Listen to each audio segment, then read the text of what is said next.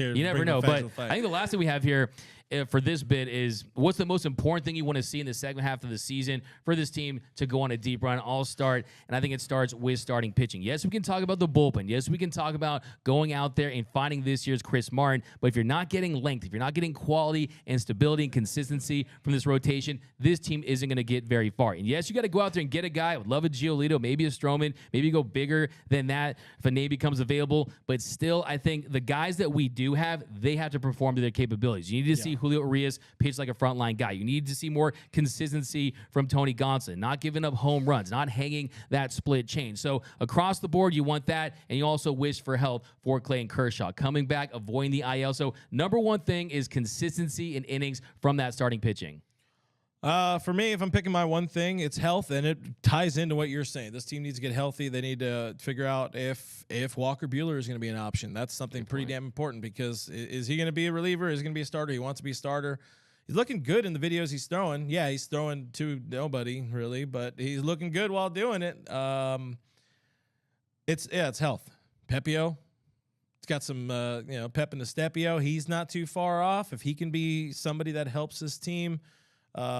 Is Bobby Miller going to be something close to what we saw in the first 4 starts or more what we've seen in the last 6? Because that guy is not starting game 1 for me anymore.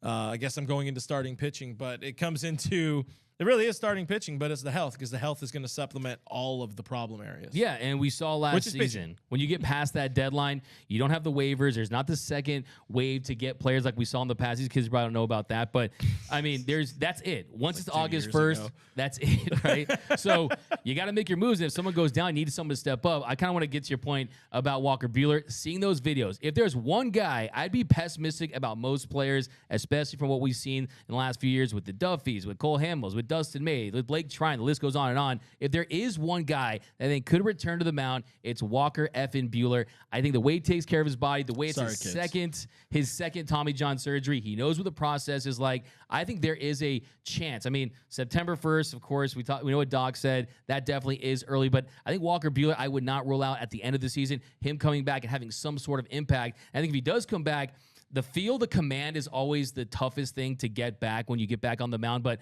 I'm hoping for the electric 99, 98, 100-mile-per-hour Walker Buehler. The good thing, it wasn't a long time. It was 2 months of a season where something was a little wrong, and it wasn't a torn UCL. It wasn't because of mechanics getting out of whack that led to an injury. It was freak bone growth that essentially shredded his UCL a little bit. And it changed some things, but he kind of had to pitch around some pain. But this isn't a guy that you need to completely rebuild. I trust Walker Buehler with a baseball in his hand more than I trust anybody in this room, that's for sure. No doubt about it. But I mean, lots of baseball to be played, lots of moves to be made. I think this team has great momentum, and I think that, we're definitely going to peak at the right time versus last year. What did Freddie Freeman always say? We had a hot summer. We had a hot summer, but I think this is going to be a different year. I think this team is going to pace themselves out a little more, make those moves, and I'm feeling really good about the Dodgers. And kind of my record for the second half, I still think that this team is going to win. I mean, I can't go against my prediction. So right now, of course, the Dodgers sitting at 51-38. They're on pace to win 92 games. I predicted the Dodgers would go 97-65 to start the year. So I'm going to go 46-27. That's a 102-game win pace down the stretch. That is kind of high, especially when you look at their schedule, the 12th toughest in the league down the stretch. So that's going to be high, but I think this team can do it. So I'm going to go 46-27 down the stretch. I didn't know we were doing predictions. I don't have numbers. I'm bad at math.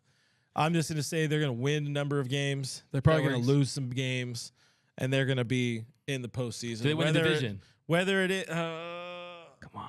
As long as they slug, they'll get the as long as they slug, they're gonna get that dub. That division. We get that division. I mean, they're in the driver's seat right now by like 3 percentage points or whatever the hell it is. I think they can't. Sure.